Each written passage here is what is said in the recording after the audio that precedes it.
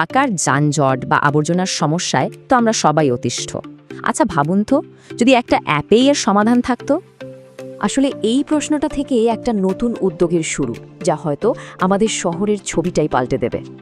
এর নাম দেওয়া হয়েছে স্মার্ট সিটি ডিজিটাল গভর্নেন্স এবং সুরক্ষা প্ল্যাটফর্ম।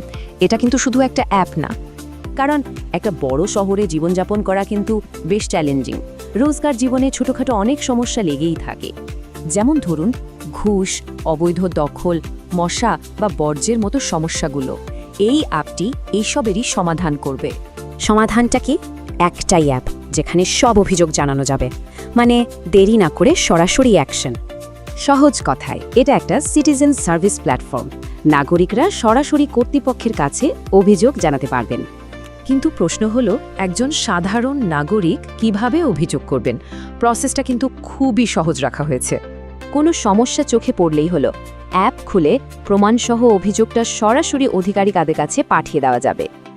আর প্রমাণের জন্য সাথে থাকছে ছবি, ভিডিও বা লোকেশন ডেটা দেওয়ার সুযোগ। দারুণ না ব্যাপারটা? শুধু তাই না, অ্যাপে একটা বিশেষ অটোমেটিক সিকিউরিটি সিস্টেমও রাখা হয়েছে।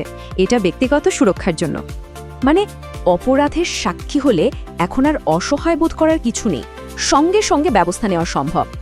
সব তথ্য সঙ্গে সঙ্গে জাতীয় জরুরি সেবা অর্থাৎ ৯৯৯-এ চলে যাবে। এতে দ্রুত ব্যবস্থা নেওয়া যাবে। তবে এই প্রকল্পের ভিশনটা শুধু অভিযোগ জানানোর মধ্যেই কিন্তু সীমাবদ্ধ না, এর পেছনের লক্ষ্যটা আরও বড়। এর মূল লক্ষ্য তিনটা: নিরাপত্তা বাড়ানো, স্বচ্ছতা আনা এবং দুর্নীতি কমানো। বেশ পরিষ্কার, তাই না? প্রকল্পের মূল কথাই হলো প্রযুক্তি ব্যবহার করে নাগরিক জীবনকে আরও নিরাপদ, স্বচ্ছ আর দুর্নীতি মুক্ত করে তোলা।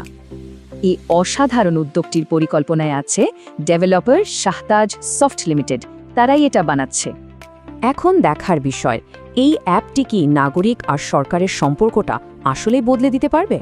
উত্তরটা হয়তো সময়ই বলে দেবে।